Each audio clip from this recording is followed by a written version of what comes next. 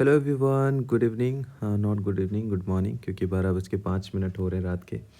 और मैंने सोचा एक पैसेज पे वीडियो बनाते हैं। 2024 का पैसेज काफ़ी टफ आया था, बहुत सारे लोगों ने बोला। तो मैंने सोचा क्यों ना एक पैसेज पे सेशन लें, क्योंकि मेरे सी सैट हमेशा जो मेरा सी सैट निकला उससे पैसेज की वजह से निकला है। 27 में से मेरे 24-25 सही हो जाते थे। और हम देखेंगे कि पैसेज के लिए ज़रूरी नहीं कि आपकी इंग्लिश बहुत अच्छी हो, कि आप विलियम शेक्सपियर हो या आप मुंशी प्रेमचंद जी हो, कि आपकी हिंदी बहुत अच्छी हो। यहाँ इसका गेम ही नहीं होता। यहाँ गेम होता है आपके अंडरस्टैंडिंग का। बहुत बारी क्या होता है, आप उसका मीनिंग भी ना समझो ना, उसको समझ में भी नहीं आया कि क्या बोल रहा है, लेकिन आप फ़ील से समझ जाओगे कि क्या कहना चाह रहा है। तो अगर जो चीज़ें मैं आपको बता रहा हूँ, अभी ये पहला सेशन होगा, शायद यही आपके काम आ जाएगा, लेकिन अगर आप बोलोगे कि नहीं और सेशन चाहिए तो मैं और भी करवा दूँगा। आप लाइक, सब्सक्राइब, कमेंट करते रहना। अगर आपने ये किया तो 55 प्लस मार्क्स आराम से आप बना सकते हो। देखो, अगर आपका सीसैट में पैसेज अच्छा हो गया ना, तो ईज़िली आप बहुत अच्छे मार्क्स स्कोर कर सकते हो। उससे पहले कुछ इंपॉर्टेंट पॉइंट मैं आप लोगों को बता दूँ। देखो, ये स्प्रिंट का कोर्स अभी चल रहा है, पाथफाइंडर स्प्रिंट एक ही चीज़ है, you can join any time. चीज़ें चल रही हैं पेस पे। और ये जो है हमारा पीवाईक्यू एनालिसिस चल रहा है, तो यहाँ पे सारी चीज़ें करवाई जा रही हैं, लाइव सेशन चल रहे हैं, मैं ही लेता हूँ। तो आप उसको जितनी जल्द हो सके जॉइन कर सकते हो बिना डिले के। इम्पॉर्टेंट पॉइंट जो आपको बहुत ज़रूरी है जानना है, ये पिछले साल मैंने बनाया था, 14,000 व्यूज़ गए थे, इसको भी आप देख लेना, आप लोग के काम आ जाएगा। लेकिन उससे भी एडवांस चीज़ें हम यहाँ पे डिस्कस करेंगे। पहली चीज़ क्या है कि जब भी आप पैसेज पढ़ रहे हो और पैसेज के पास जो भी आंसर है, अभी हम देखेंगे, मैं 24 का आपको डिस्कशन कराऊंगा पूरा। जो भी उसका आंसर है, अगर वो उस चीज़ में नहीं लिखा हुआ है पैसेज में, तो उसको गलत मानना है। अगर अजम्पशन लिखा है तो उसका मतलब ही नहीं आप कुछ भी अज्यूम कर लोगे। ये बहुत बड़ी दिक्कत होती है। देखो, वो स्टेटमेंट सही होगा इन जनरल। अगर आप देखोगे कोई चीज़, मान लो क्लाइमेट चेंज के बारे में बात कर रहा है या कुछ पॉवर्टी के बारे में बात कर रहा है, बोलेगा ये रीज़न है पॉवर्टी का। हाँ, वो रीज़न है, बट क्या वो पैसेज में है? नहीं है। आप अजम्पशन अपने नॉलेज के बायस पे कर लेते हो। आपको पता है हाँ, हाँ, ये तो सही बात है। अरे वो सही बात है। आपने अपने नॉलेज पे अज़्यूम किया, बट वो पैसेज के बेसिस पे आपको अज़्यूम करना है। तो ये चीज़ें समझना, बहुत ही स्ट्रिक्ट रहना है चीज़ों को लेके। मैंने एक यूपीएससी में पैटर्न देखा। देखो, 1-2 चीज़ें इधर ऊपर-नीचे होती है वेगनेस में। बट जनरली यूपीएससी नहीं कंसीडर करता। आप कुछ भी नहीं अज्यूम कर सकते। फिर सेकेंड, एक्सट्रीम वर्ड तो हमें पता ही है, हम देखेंगे पैसेज में एक्सट्रीम वर्ड फालतू के लिखे होते हैं, क्योंकि रॉन्ग स्टेटमेंट बनाना सबसे टफ टास्क है। छोटा सा पैसेज है यार, उस पैसेज में 4 ऑप्शन बनाने और ऐसे बनाने कि उसमें सही ऑप्शन जो है वो पता ना चले और गलत वाले भी सही लगें। गलत ऑप्शन बनाना सबसे टफ टास्क है। तो अगर आप बार बार प्रैक्टिस करते हो ना, तो ईजिली आप इसको पकड़ लेते हो। मेरी कोई बहुत अच्छी इंग्लिश नहीं है ना, ना तो मैं हिंदी में बहुत माहिर हूँ, नॉर्मल ऐसी चीज़ है, बट फिर भी पैसेज बहुत अच्छे होते हैं। क्यों? क्योंकि वो ऑब्जेक्टिविटी मेंटेन होती है। ऑब्जेक्टिविटी सबसे इंपॉर्टेंट चीज़ है, कि नहीं भाई ये चीज़ नहीं है। बायस नहीं होते, कुछ भी अज्यूम नहीं करते। हम एक-एक चीज़ें अभी देखेंगे। जो बहुत चीज़ें रिपीट हो रही है ना, अगर वो पैसेज में है और वही चीज़ बार-बार स्टेटमेंट बोल रहा है, तो ज़्यादातर चांसेस होते हैं वही सही होंगे। अभी हम आगे देखेंगे। हाफ ट्रुथ ट्रैप एक होता है, कि आधा स्टेटमेंट सही देगा बट नेक्स्ट आधे में कुछ उल्टा-पुल्टा कर देगा। क्योंकि रॉन्ग भी बनाना होता है। तो वो चीज़ आपको ध्यान से समझनी है, ध्यान से पकड़नी है। तो चलो बिना टाइम वेस्ट करते हुए शुरू करते हैं। उससे पहले आप लोग सब्सक्राइब कर लो, शेयर किया करो वीडियोज़, ठीक है? आप लोग लाइक, सब्सक्राइब नहीं करते, कमेंट-वमेंट नहीं करते, पहले बहुत करते थे। चलो पहला पैसेज देखते हैं, 2024 का है। हम ध्यान से पढ़ेंगे, आपको ये चीज़ें समझनी है। अगर आपने ये चीज़ें दिमाग में बिठा लेना, आपके कभी गलत नहीं होंगे पैसेज में। सिर्फ़ पढ़ो, आपको बहुत ज़्यादा बार-बार पढ़ने की ज़रूरत नहीं है, एक ही बारी ध्यान से पढ़ो। अगर कुछ नहीं समझ में आ रहा तो थोड़ा बहुत हिंदी देख लो, अगर जो हिंदी एरिया से हैं। बाकी जो साउथ इंडियन है उनको तो वैसे भी इंग्लिश अच्छी आती है, तो कोई ऐसे दिक्कत नहीं होती। तो क्या कह रहा है, today we consider cities as New York, London, Paris as some of the most iconic cities in the world, ठीक? It is because plan carrying a heavy system approach were imposed on the presence, the backbone of the system theory in the process of translating social, spatial, and cultural desirable into mathematical model. Using computing statistics, optimization, and algorithm way to formulate and solving problem. मैं ऐसे ही पढ़ता हूँ passage, ठीक है? The early universities of the West, which begins to train professional planning, then spawned some of the most ingenious planner who were expert in these domain. This was because very subjective were observed in planning curriculum that had root in social science, geography and architecture. Planning in India and education differ from the west. तो बताया जा रहा है कि जो New York, London, Paris, कुछ हमें समझ में आया कि वहाँ पे मतलब सिस्टम अप्रोच के बेसिस पे था, बहुत सारी चीज़ें इंटीग्रेट की जाती हैं, और हमारा जो है थोड़ा सा डिफरेंट है। अभी पैसेज में देखते हैं क्या कह रहा है। विच of the following statement best reflect the most logical and rational interference that can be made from the passage. कह रहे curriculum for the urban planning courses should have diverse and interdisciplinary approach, मतलब कई सारे एक दूसरे से जुड़े हों। तो सिस्टम अप्रोच क्या होता है, बहुत चीज़ों को इंटीग्रेट करना। ठीक है, ये चलो आपने क्वेश्चन मार रखा, थोड़ा बहुत लग रहा है कि सही होगा। दूसरा कह रहे हैं India city administration is under bureaucracy, कहाँ पे इसमें ब्यूरोक्रेसी की बात हुई है, यही चीज़ आपको समझना है, आपको तुरंत काटना है, उसमें बहुत ज़्यादा टाइम ही नहीं लगाना है। ब्यूरोक्रेसी की कहीं बात नहीं हुई, आप इसको अज्यूम नहीं कर सकते। ठीक है, फिर कह रहा है कि in India the management of urban areas local affairs and chronic problem insufficient fund. अब ये एक्चुअल में स्टेटमेंट सही है, बट इसमें कहाँ बोला है, फंड वन की कहीं बात ही नहीं हुई।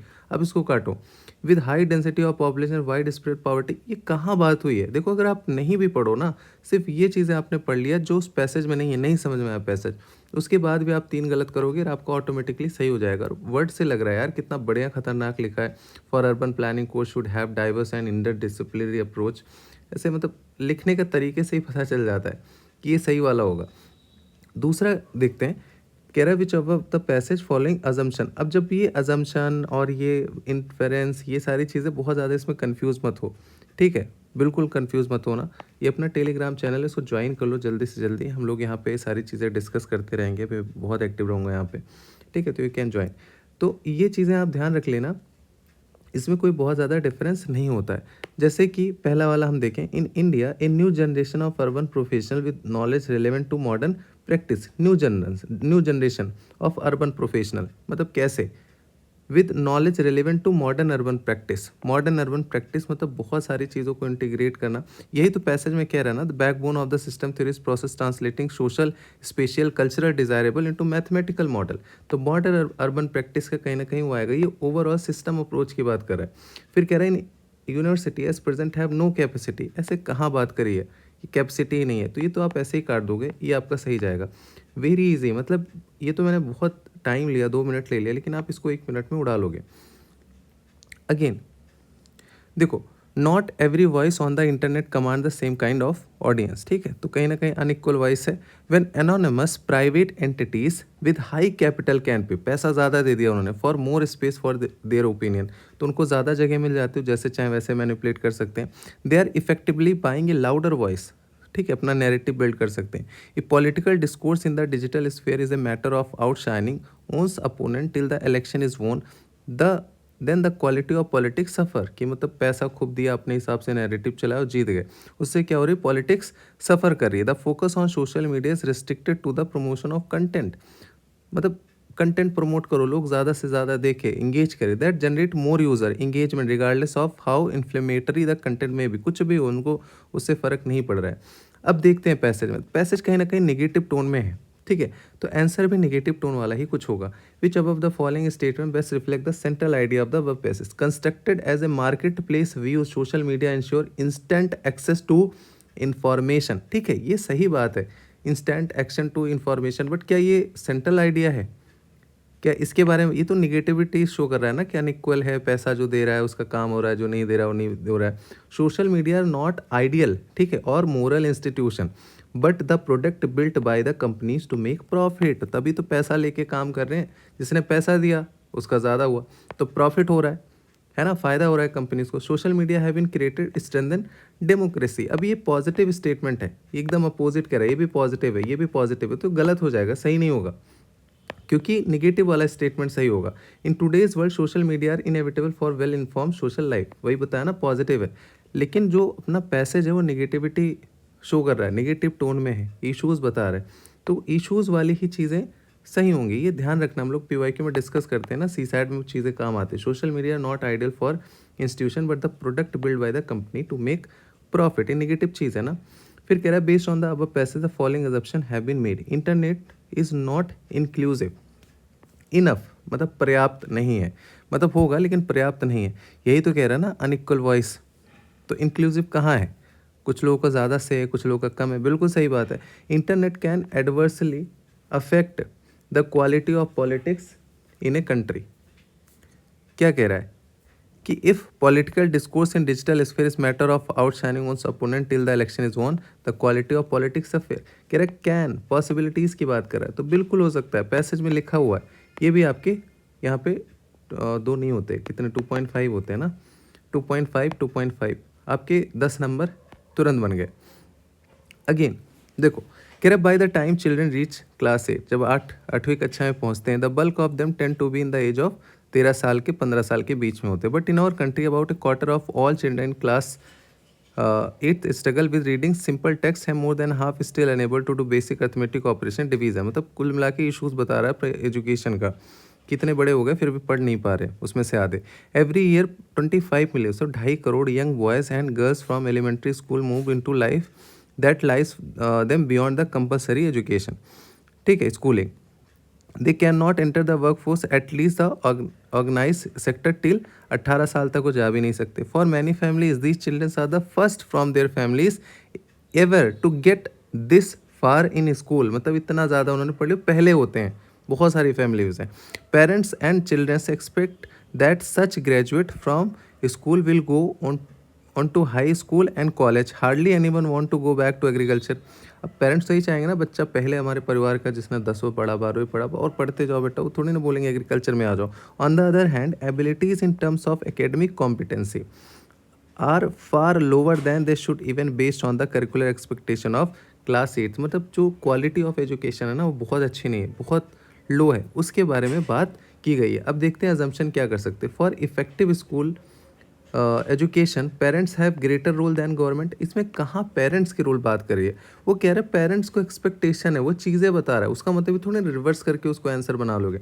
यहीं पे दिक्कत होती है। आप लोग क्या करते हो ना, पेरेंट्स रोल आपने बना लिया कि हाँ भाई पेरेंट्स का रोल तो होना चाहिए, पेरेंट्स को एक्सपेक्टेशन, ऐसे नहीं है। पैसेज कहीं नहीं कह रहा है, इसमें रोल के बारे में बात ही नहीं करी, इसने कहीं नहीं बताया कि इनका रोल होना चाहिए, पेरेंट्स को ये करना चाहिए वो करना चाहिए।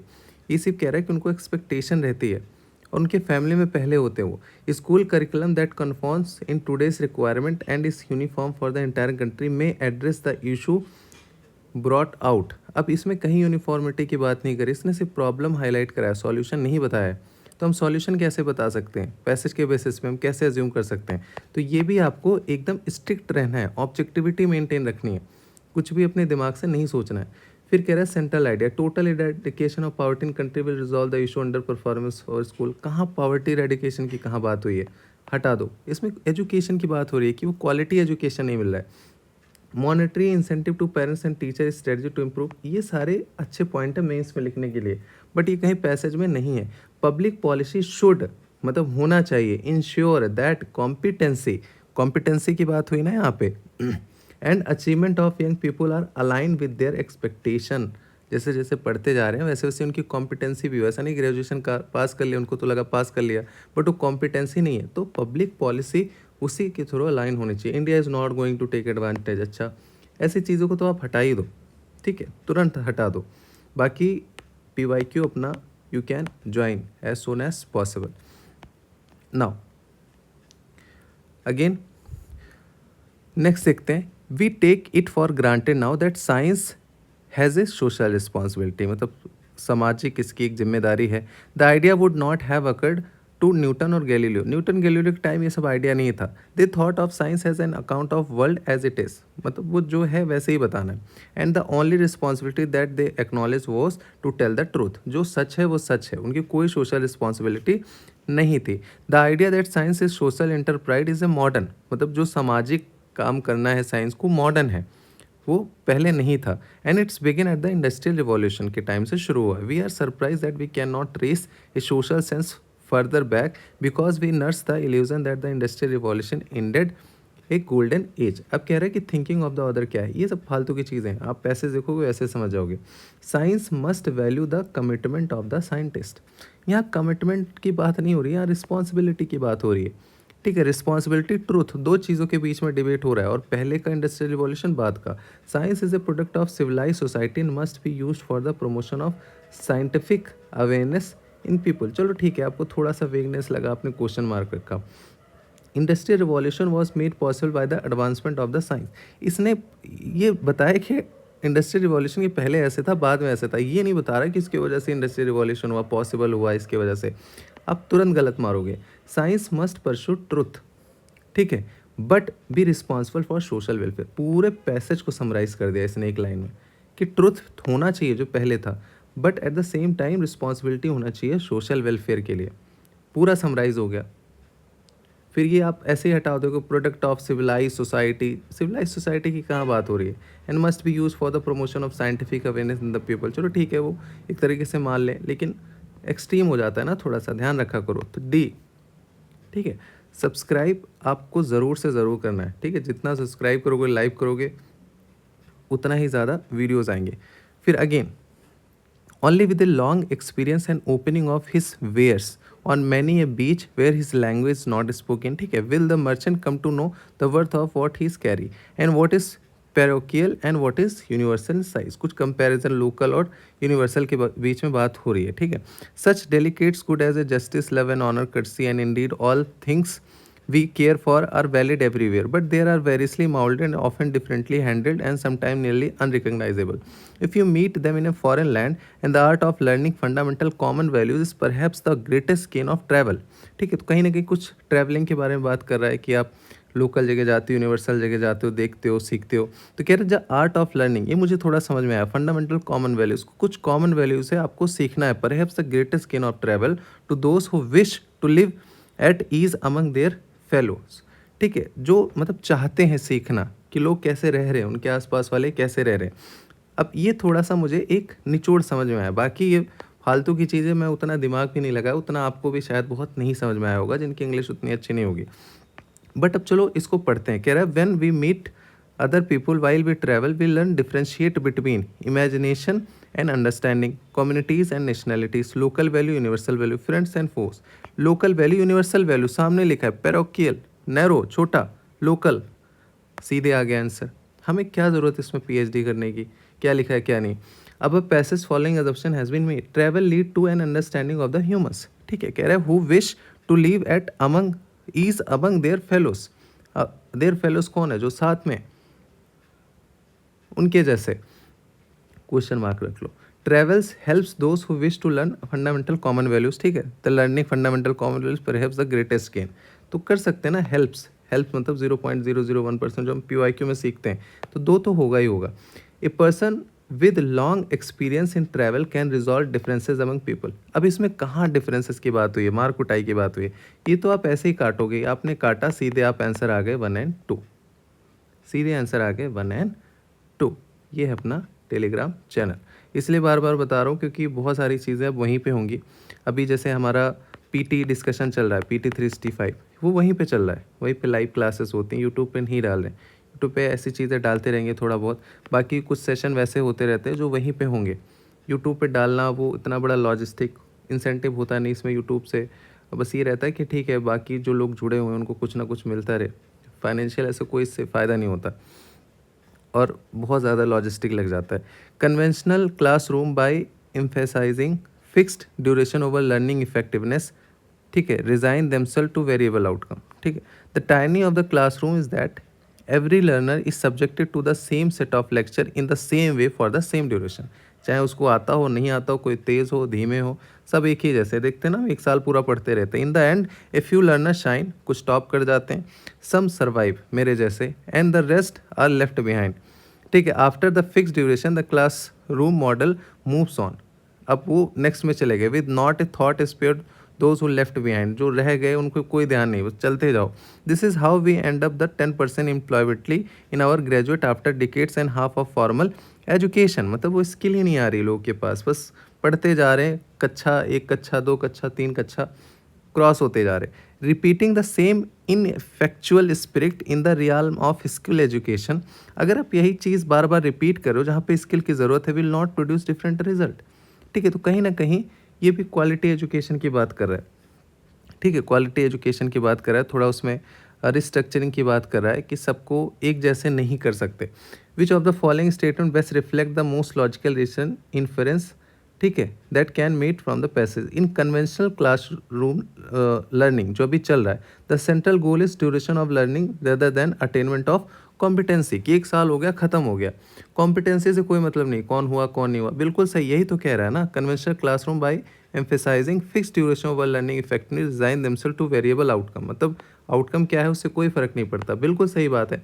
Conventional classroom encourage one size fits all, कह रहा है ना कि learner is subject to same set of lecture in the same way for the same duration, approach and stamp out all differentiation.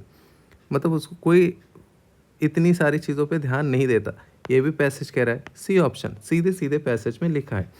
फिर कह रहा है assumption as a large number of worker in our country we are employed in unorganize sector India does not need to change present conventional classroom. फालतू की चीज़ें, ठीक है। Even with it present, even उवन लगा के जब शुरू होता है ना, समझ जाओ गलत ही होगा।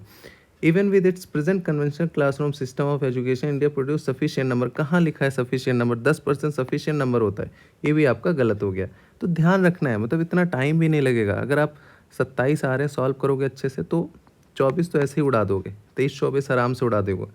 23-24 भी आपने उड़ाया, आपके अच्छे खासे मार्क्स बन जाएंगे। वर्स्ट केस में भी 50-55 आप क्रॉस कर जाओगे। Again when a child reaches कहाँ पे? Adolescence, there is a apt to be conflict between the parents and the child. ठीक है, फिर आप बात नहीं मानते, हाँ क्या कह रहे हो, हाँ ठीक है, ऐसे बात करते हो ना पेरेंट्स से। Since the latter consider himself to be by now quite capable of managing his own affair. फिर कहते हो हम अपना खुद देख लेंगे, हमें नहीं चाहिए आपकी परमिशन। लड़ते हो ना पेरेंट्स से। While the former are filled with the parental solicitude, भाई क्या लिखा है, which is often a disguise for love of power. Parents consider usually that the various moral problem which arises in adolescence are peculiarly their province. The option they express, however, are so dogmatic, मतलब assertive, that the young seldom confine them and usually go their own way to secret.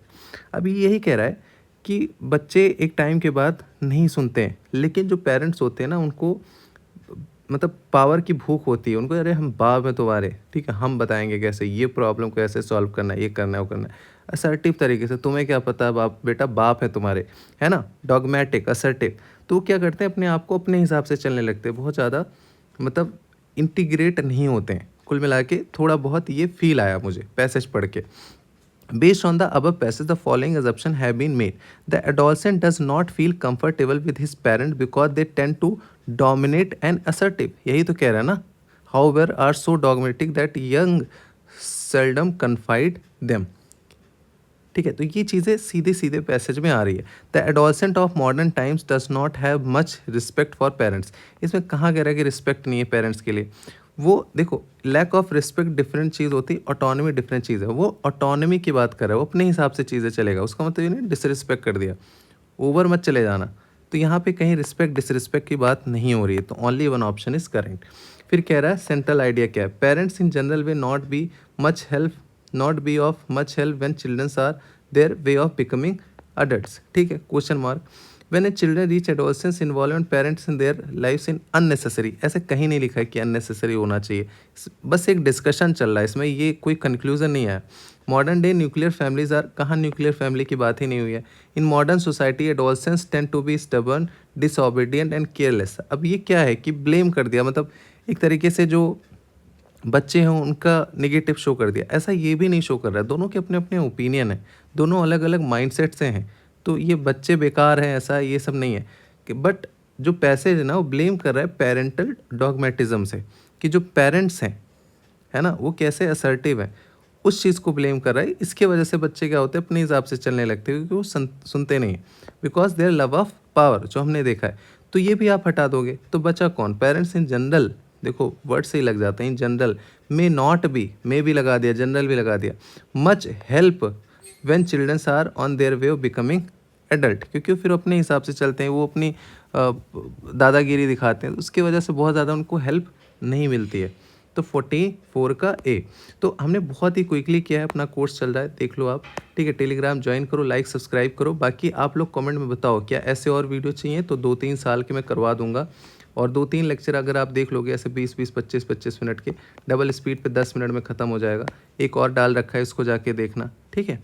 फिर overall आपको एक rough idea मिल जाएगा। तो अगर आप अच्छे से कमेंट, लाइक, सब्सक्राइब करोगे, ठीक है, तो मोटिवेशन आएगा, उसके वजह से फिर और सारे मैं लेक्चर्स रिकॉर्ड करूँगा। चलो take care, good night, bye bye, Tata.